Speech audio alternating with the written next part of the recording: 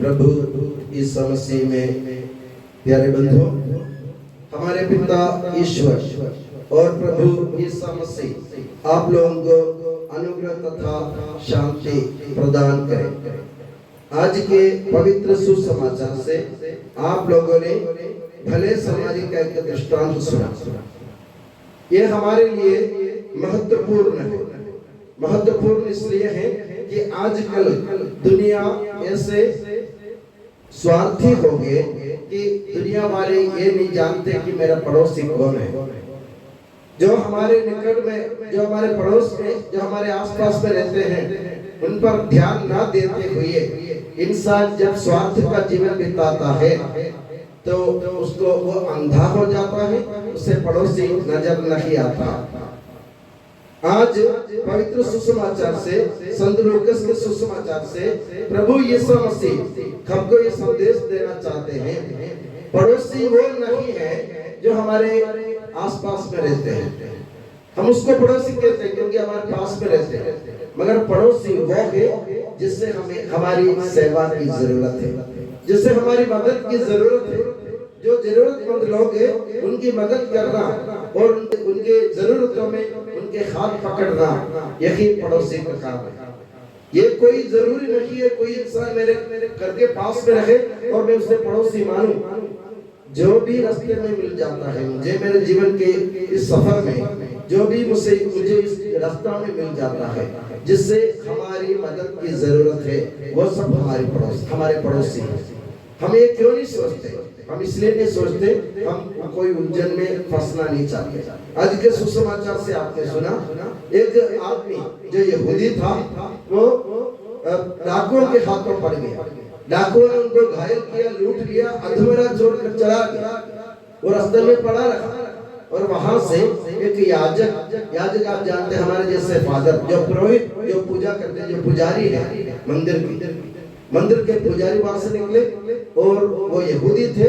वो उनको देखकर कतरा कर चला गया, क्योंकि उसने सोचा अगर मैं इस अधमरा आदमी को ऊपर हाथ लगाऊंगा मैं अशुद्ध हो जाऊंगा, मैं पूजा नहीं कर पाऊंगा, इसलिए वो कतरा कर चला गया। मैं ऐसा काम नहीं कर सकता हूँ। और दूसरा एक और व्यक्ति आया, लेवी वंश की विशेषता है कि वे लोग मंदिर की सेवा करते, यानी मंदिर में सभी सजावट, बस मंदिर के साफ सफाई और मंदिर के सारे कार्य उनके सुपुर्द था।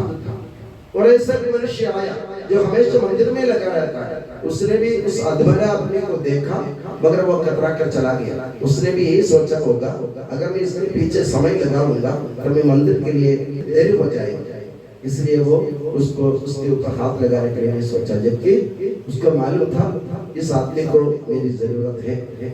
अब तीसरा आदमी आया, वो समारी था। समारी आप जानते हैं, यहूदी और समारी लोगों के बीच में बहुत बड़ी शत्रुता है, दुश्मनी है। उस समारी आदमी ने उस अधमरा आदमी को देखकर ये नहीं सोचा कि ये मेरा दुश्मन है।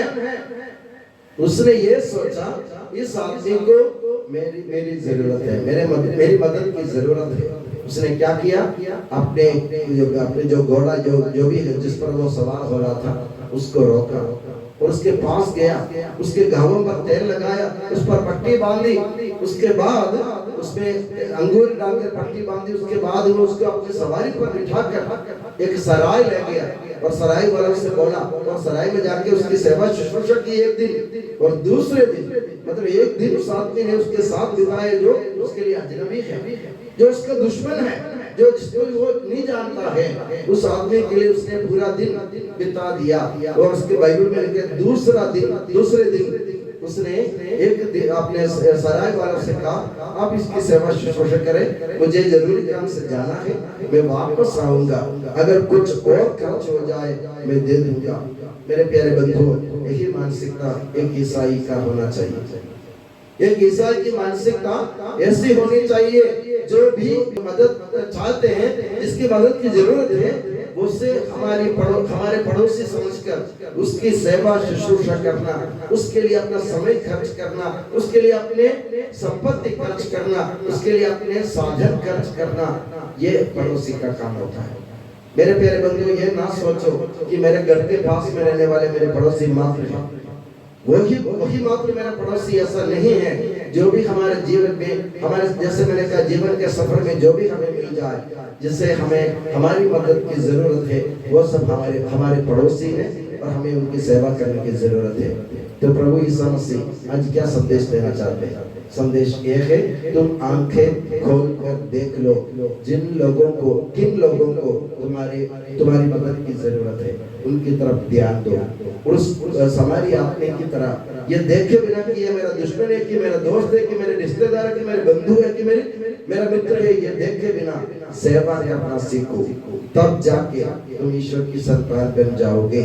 और यीशु मसीह कहते हैं, अनंत जीवन में अगर तुम्हें प्रवेश करना हो तो दूसरों की सूरत पर ईश्वर की मूरत को देखना पसंद करो, या तुम सीखो दूसरों के चेहरे पर ईश्वर तुम्हें नजर आना चाहिए, तब जाके हम ईश्वर की संतान बन जाएंगे।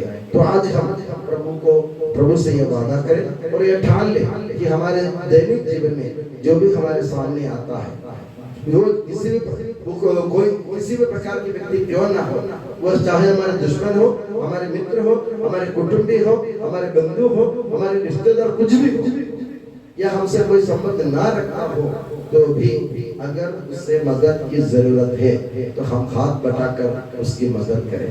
प्रभु यही चाहता है। और मैं दुआ करता हूँ कि प्रभु यीशु मसीह और माता मरियम अब सभी को हमेशा अपनी नियामत की छत्र छाया में सुखी और सुरक्षित रखे। पिता, पुत्र और पवित्र आत्मा के नाम पर आमीन।